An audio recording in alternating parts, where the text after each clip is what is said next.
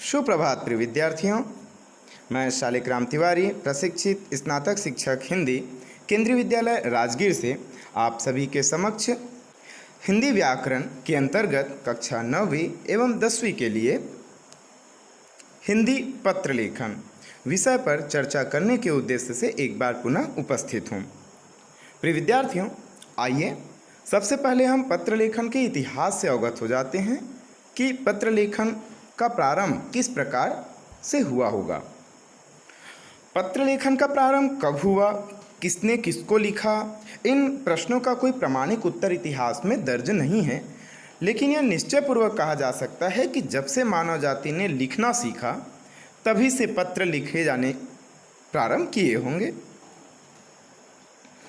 भाषा वैज्ञानिकों के मतानुसार अपने मन की बात दूसरे तक पहुंचाने के लिए मनुष्य ने सर्वप्रथम जिस लिपि का आविष्कार किया वह है चित्रलिपि। यह कंदरावासी अर्थात गुफाओं में रहने वाले आदि मानव की आदि लिपि रही है। विद्वान लोग खोजते खोजते इस निष्कर्ष पर पहुंचे हैं कि लेखन का इतिहास चित्रलिपि से ही प्रारंभ हुआ है। यह लिपि केवल चित्रकला की ही जन्मदात्री नहीं है, वरन लेखन के इतिहास का भी प्राचीनतम प्रमाण रहा है। अर्थात लिखने का जो प्रारंभ है, जो समय है, वह इसी समय से प्रारंभ हुआ, चित्रकला के माध्यम से।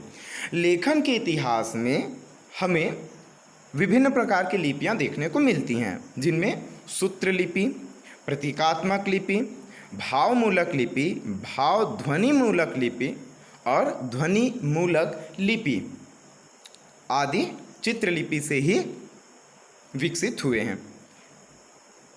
चित्र और भावमूलक लिपि में लिखे गए पत्रों के प्रमाण इतिहास में तो उपलब्ध हैं, किंतु वे सब बहुत प्राचीन नहीं हैं।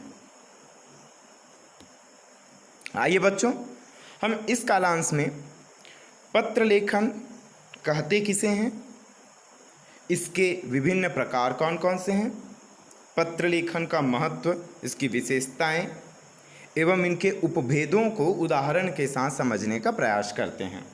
पत्र लेखन के दौरान हमें किन किन सावधानियों को ध्यान में रखना है, यह भी जानने का प्रयास करेंगे।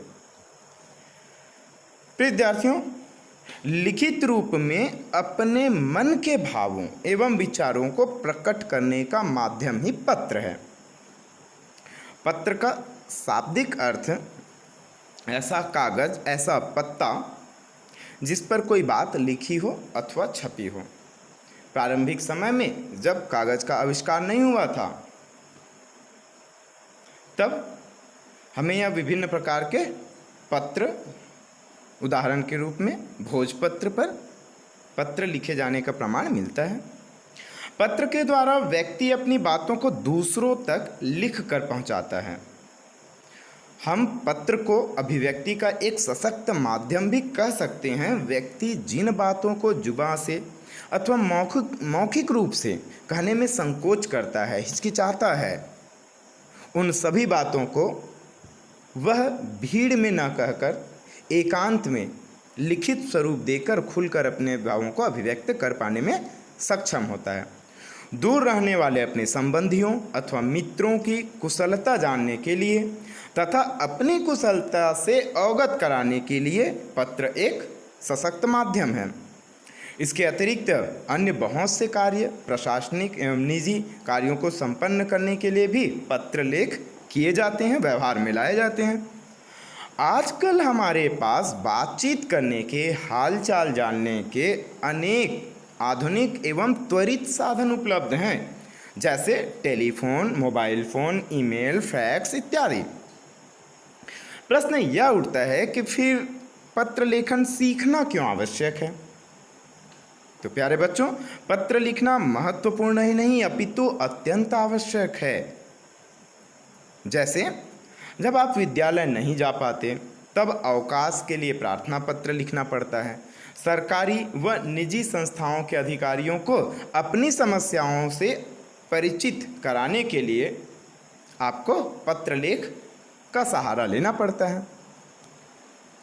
अतः सार रूपों में हम यह समझ सकते हैं कि एक व्यक्ति द्वारा भावना रूपी शब्दों के संग्रह को दूसरे व्यक्ति के समक्ष लिखकर प्रकट किया जाना ही पत्र कहलाता है। एक पत्र के द्वारा अपनी बात व्यक्ति विशेष तक पहुंचाई जाती है, जिसके बाद पत्र ग्रहण करने वाले व्यक्ति के द्वारा इसका उत्तर पत्र के ही माध्यम से दिया जाता है। पत्र को चिट्ठी, खत भी कहा जाता है। प्यारे बच्चों, पत्र के मुख्यतः दो प्रकार होते हैं। एक है औपचारिक पत्र, फॉर्मल लेटर्स, और दूसरे प्रकार में आते हैं अनौपचारिक पत्र, इनफॉर्मल लेटर्स। आइए बच्चों, इन्हें हम बारी बारी से समझने का प्रयास करते हैं। औपचारिक पत्र जिसमें औपचारिकताओं का समावेश होता है, जिन्हें आप अपने संबंध में नहीं पाते, उन व्यक्तियों को आप पत्र लिखते हो जो आपके सामान्य बोलचाल में, सामान्य व्यवहार के साथ संबंधित नहीं हैं, जिन्हें हमें कभी कभी ही पत्र लिखना होता है आवश्यक कार्यवश प्रशासनिक कार्य को संपादित करने के उद्देश्य से। तो औपचारिक पत्र में प्रार्थना पत्र जैसे अवकाश, शिकायत, सुधार, आवेदन के लिए लिखे गए पत्र आते हैं। साथ ही कार्यालयीन पत्र, किसी सरकारी अधिकारी, विभाग को लिखे गए पत्र आदि। व्यावसायिक पत्र किसी दुकानदार, प्रकाशक, व्यापारी, कंपनी आदि को लिखे जाने वाले पत्र। ये ऐसे पत्र हैं जिनका हमें अपने व्यावसायिक या प्रशासनिक क्षेत्र में आवश्यकता होती है। आइए बच्चों, हम जानने का प्रयास करते हैं न औपचारिक पत्र अर्थात अनौपचारिक पत्र।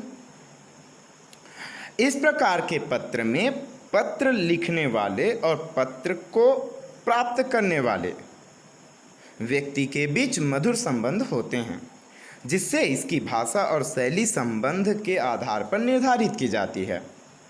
आप अनौपचारिक पत्र में प्रयोग में लाए जाने वाले शब्दों को औपचारिक पत्र व्यवहार किए जाने वाले व्यक्ति के लिए प्रयोग में नहीं ला सकते, क्योंकि वह उतना घनिष्ठ नहीं होता। आइए बच्चों, हम दोनों को क्रमशः उदाहरण से और समझने का प्रयास करते हैं कि किस प्रकार के पत्र औपचारिक पत्र के अंतर्गत आएंगे। औपचारिक पत्र के अंतर्गत आप देख रहे हैं, विद्यालय के प्रधानाचार्य को आप शुल्क माफ़ के लिए जो पत्र लिखते हैं, सिम कार्ड के खो जाने पर या चोरी हो जाने पर जो आप पत्र न्यायालयीन क्षेत्र में प्रयोग में लाते हैं, विद्यालय में किसी कारणवश खिड़की टूट जाने से क्षमा याचना प्रधानाचार्य से, प्राचार्य महोदय से, अज्ञात बटुआ मिलने पर प्राचार्य को पत्र, नॉमिनी रजिस्टर करने के लिए बैंक शाखा में आवेदन पत्र जो आप करते हैं, किसी क्षेत्र में बेहतर जल आपूर्ति के लिए जल संसाधन अधिकारी को जो आप पत्र लिखते हैं, पत्र व्यवहार करते हैं, बीमार हो जाने पर विद्यालय में अवकाश के लिए प्रार्थना पत्र लिखते हैं। जाहिर सी बात है बच्चों, इन सभी प्रकार के पत्रों को आप अपने निजी संबंधों में नहीं लिखेंगे, तो ये औपचारिक पत्र होते हैं। विद्यालय में हिंदी दिवस मनाने हेतु प्रधानाचार्य को आप पत्र लिख करते हैं। अस्वस्थता के कारण विद्यालय से छुट्टी के लिए आवेदन पत्र जो लिखते हैं। अधिक बिजली बिल आने पर बिजली विभाग में शिकायत के लिए जो पत्र लेख किए जाते हैं। लाउड स्पीकर के अनुचित प्रयोग को अवरुद्ध करने के लिए पुलिस आयुक्त को जो आप पत्र लिखते हैं। ऐसे बहुत से उदाहरण हैं बच्चों, जिसे आप औपचारिक पत्र की श्रेणी में रखते हैं। आइए बच्चों, अब हम अनौपचारिक पत्र के उदाहरण से अवगत हो जाएं।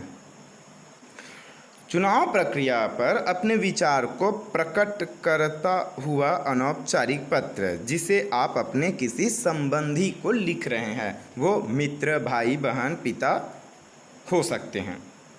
राष्ट्रीय कबड्डी टीम में चयन होने पर छोटे भाई को पत्र। इन सभी में आप अपने किसी न किसी संबंधित या निजी व्यक्ति को ही देखेंगे।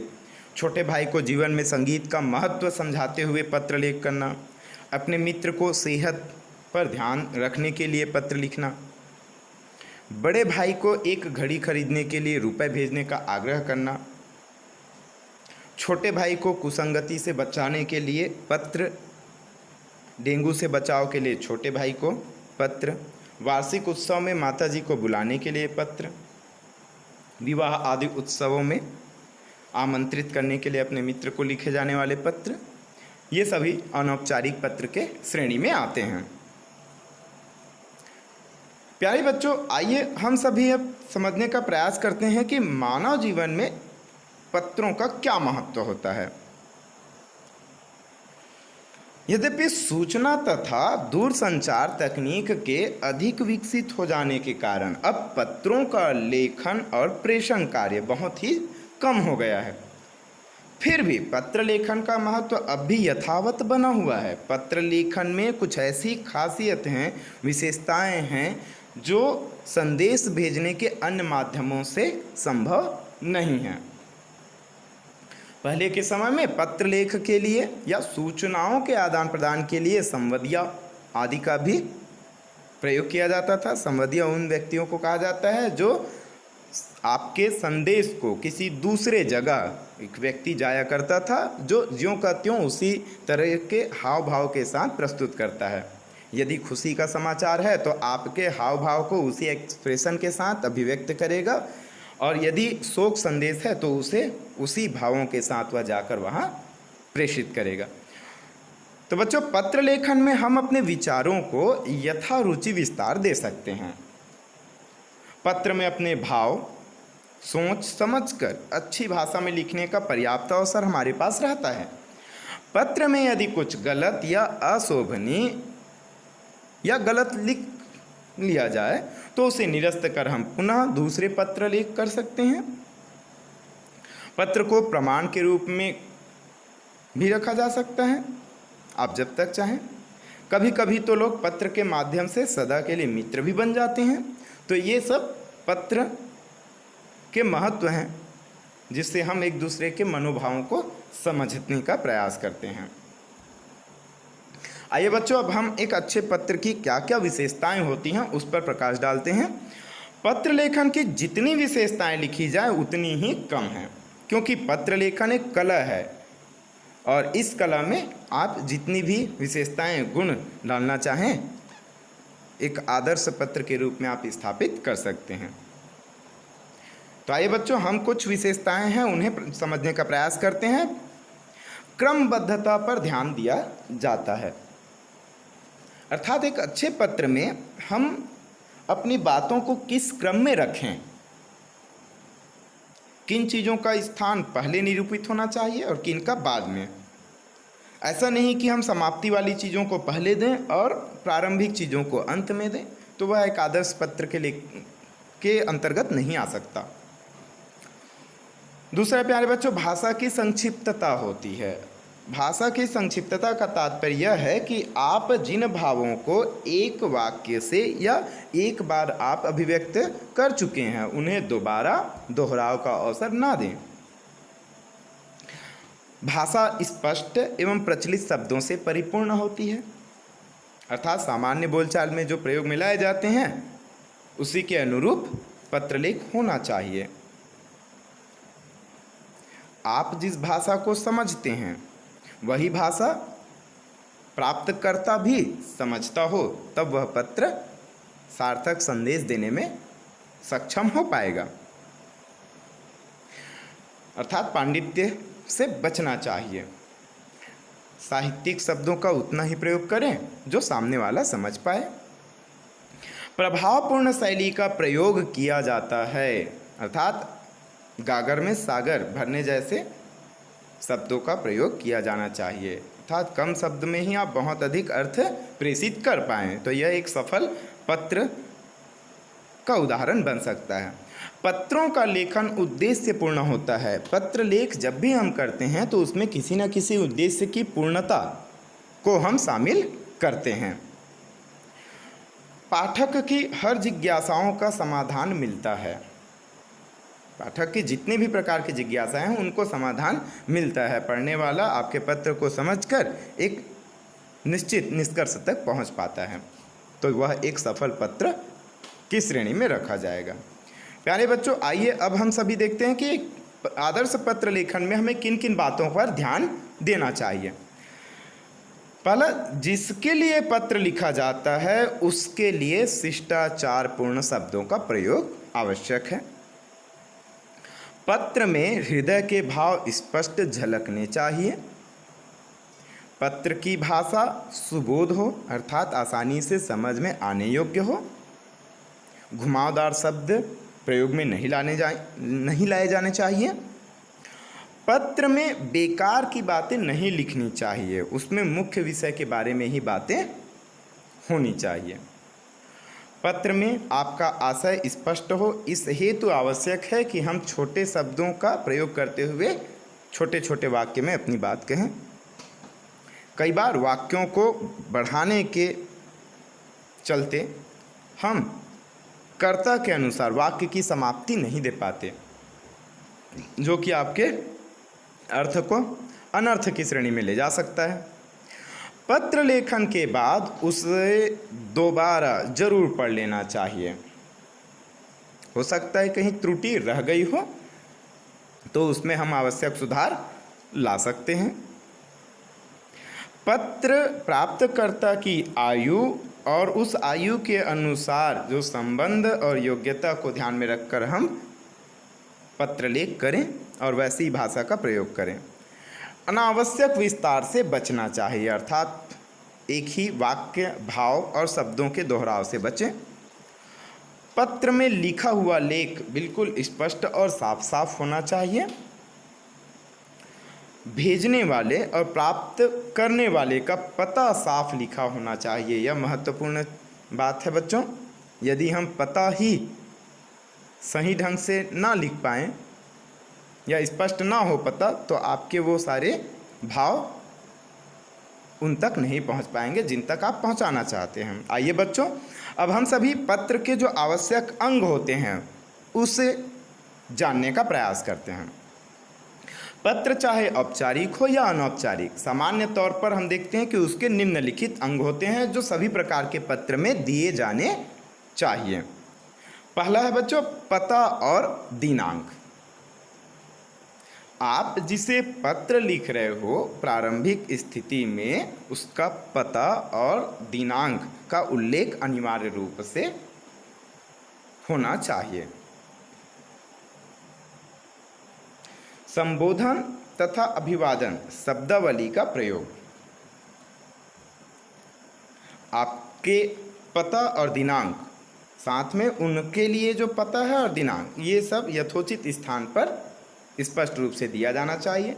संबोधन और अभिवादन के शब्दावली का प्रयोग, जब आप जिन्हें पत्र लिख रहे हैं उनके लिए भी उचित संबोधन और अभिवादन का प्रयोग करें, और अपना जब आप समापन कर रहे हैं उस समय भी आप उचित निर्देश दें।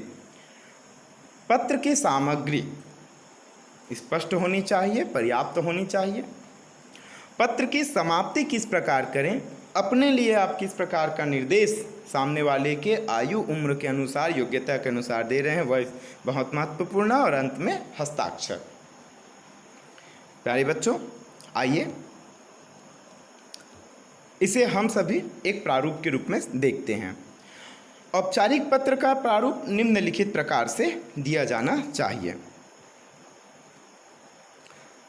प्रधानाचार्य का जो पद है वह आपने लिखा, विद्यालय से संबंधित का नाम या पता। यह एकमात्र उदाहरण है।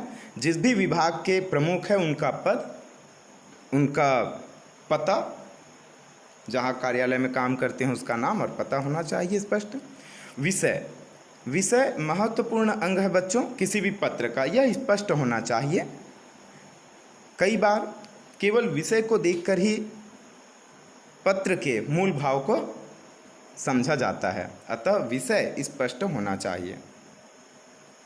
फिर उनके लिए आवश्यक संबोधन, अभिवादन।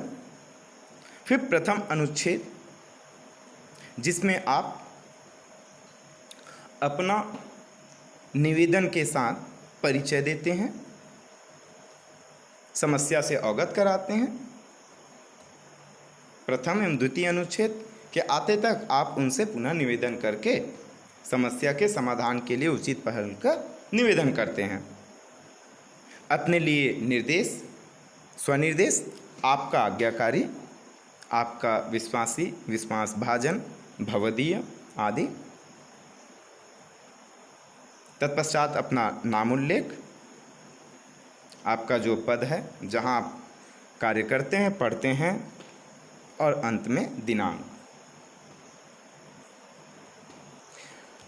प्यारे बच्चों, औपचारिक पत्र लिखते समय ध्यान में रखने योग्य निम्नलिखित बातें होती हैं।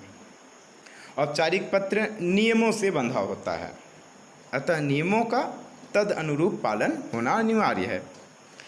इस प्रकार के पत्रों में नपीतुली भाषा का प्रयोग किया जाता है। इनमें अनावश्यक शब्दों का उल्लेख नहीं होता। इसमें आप अपने निजी संबंध में जो कुशलक्षेम पूछते हैं वह कुशलता आप नहीं पूछ सकते। पत्र का आरंभ और अंत बिल्कुल प्रभावशाली होनी चाहिए। पत्र की भाषा स्पष्ट और सुंदर होना चाहिए। यदि आप कक्षा अथवा परीक्षा भवन से पत्र लिख रहे हैं तो कक्षा अथवा परीक्षा भवन अपने पते के स्थान पर, और यदि नाम देना चाहें तो क ख ग अपने नाम के स्थान पर लिखना चाहिए। पत्र पृष्ठ के बाईं ओर से हाशिए के साथ लिखा जाना चाहिए, अर्थात मार्जिन के क्रम में ही आपको उसका अनुपालन किया जाना चाहिए। पत्र को एक पृष्ठ में ही लिखने का प्रयास करना चाहिए ताकि तारतम्यता बनी रहे, निरंतरता बनी रहे, प्रवाह बनी रहे। प्राचार्य को पत्र लिखते समय प्रेषक के स्थान पर अपना नाम, कक्षा व दिनांक, यदि आप परीक्षार्थी हैं तो प्रश्न पत्र में आए नाम, कक्षा, दिनांक का अनुपालन कर सकते हैं। यदि प्रश्न पत्र में उनका उल्लेख नहीं है तो आप अपने अनुरूप, जैसे बिंदु क्रमांक 5 में दिया गया है, उसका पालन कर सकते हैं। प्यारे बच्चों, आपके समक्ष एक उदाहरण औपचारिक पत्र का दिया गया है। दूरदर्शन के महानिदेशक को लगभग 80 से 100 शब्दों में एक पत्र व्यवहार कीजिए जिसमें राष्ट्रीय एकता और सांप्रदायिक सद्भावना को बढ़ाए जाने वाले कार्यक्रम को प्रसारित करने का आग्रह किया जा रहा है। तो प्यारे बच्चों, आप देख रहे हैं इसमें बिल्कुल उचित संबोधन के साथ, अभिवादन के साथ पद, फिर उनका कार्यालय, पता, दिनांक। आप दिनांक यहाँ भी उल्लेख में कर सकते हैं और अपने पते के साथ भी चाहें दोनों में से एक स्थान पर किया जा सकता है। विषय आप देख ही रहे हैं, राष्ट्रीय एकता एवं सांप्रदायिक सद्भाव बढ़ाने वाले कार्यक्रम प्रसारित करने हेतु, करने विषयक, करने के संबंध में, करने बाबत, ऐसे अनेक शब्दावली का प्रयोग आप कर सकते हैं। देख रहे हैं बच्चों, पुनः उचित अभिवादन के साथ आप प्रथम एवं द्वितीय अनुच्छेद रखने जा रहे हैं। तत्पश्चात अंत में आपने आभार व्यक्त किया, धन्यवाद सहित, और अपने लिए स्वनिर्देश, साथ में अपना नाम और पता। तो ये एक आदर्श औपचारिक पत्र का उदाहरण आपके सामने रखा गया। प्यारे बच्चों, आइए अब हम सभी अनौपचारिक पत्र के प्रारूप को समझने का प्रयास करते हैं। यहाँ बच्चों सर्वप्रथम आपको प्रेषक का पता दिया जाना है, जिसे देखकर प्राप्तकर्ता यह जानता है कि यह पत्र कहाँ से आया हुआ है। फिर उचित दिनांक। फिर बच्चों, आप अपने मित्र के लिए संबोधन, अभिवादन जो आप करना चाहते हैं। फिर पहला अनुच्छेद जिसमें कुशलक्षेम पूछा जाता है।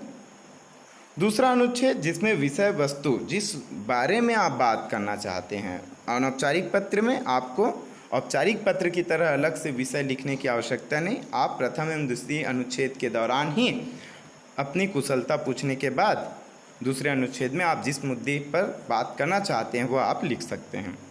तीसरा अनुच्छेद समाप्ति का होता है, जिसमें परिवार के अन्य सदस्य या अपने मित्र के परिवार के अन्य सदस्यों से वार्तालाप या संवाद स्थापित करते हुए पत्र को समाप्ति की ओर ले जाते हैं। अब समाप्ति में आप प्रापक के साथ अपने स्वनिर्देश के रूप में जो शब्द इस्तेमाल करेंगे वह प्रापक या प्राप्तकर्ता के साथ आपका क्या संबंध है वह निर्देशित रहेगा। फिर प्रेषक, भेजने वाले का नाम, आपका नाम जो आप पत्र लिख रहे हैं। प्यारे बच्चों, आइए हम सभी अनौपचारिक पत्र लिखते समय जो ध्यान में रखने योग्य बातें हैं उस पर ध्यान केंद्रित करते हैं। भाषा सरल व स्पष्ट होनी चाहिए। संबंध व आयु के अनुकूल संबोधन, अभिवादन व पत्र की भाषा के अनुरूप होनी चाहिए। पत्र में लिखी बात संक्षिप्त हो। पत्र का आरंभ और अंत प्रभावशाली हो। भाषा में वर्तनीगत शुद्धि और लेख स्वच्छ हो। पत्र भेजने वाला और प्राप्त करने वाले का पता बिल्कुल स्पष्ट होना चाहिए।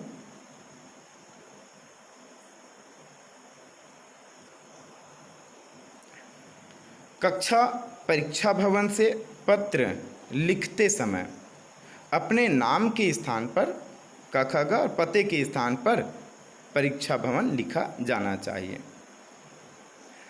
अपना पता और दिनांक लिखने के बाद एक पंक्ति छोड़कर आगे लिखना चाहिए।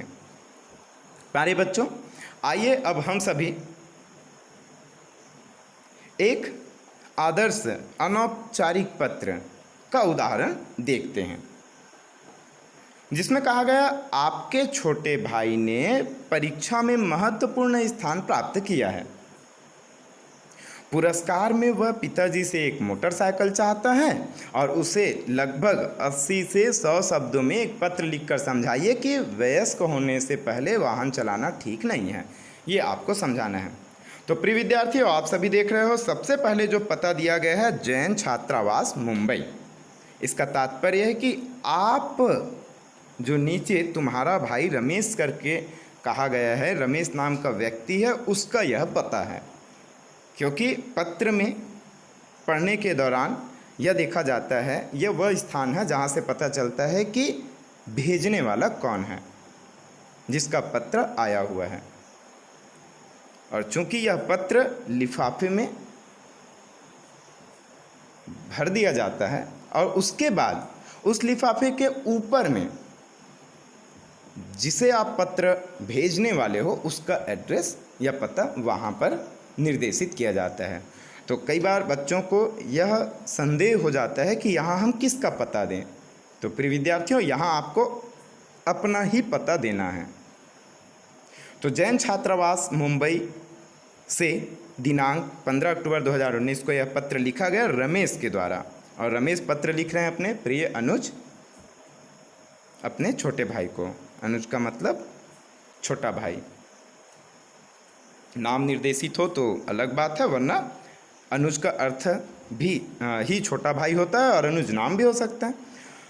तो आप देख रहे हैं कि किस प्रकार उन्होंने प्रथम और द्वितीय अनुच्छेद में बातों को समझाने का प्रयास किया है, और जिसमें विषय आदि का औपचारिक पत्र की तरह विषय करके अलग से निर्देशित करने की आवश्यकता नहीं होती अनौपचारिक पत्र में।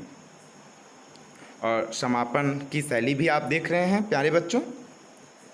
पिताजी और माताजी को मेरा प्रणाम कहना आदि के साथ यह समाप्त किया गया।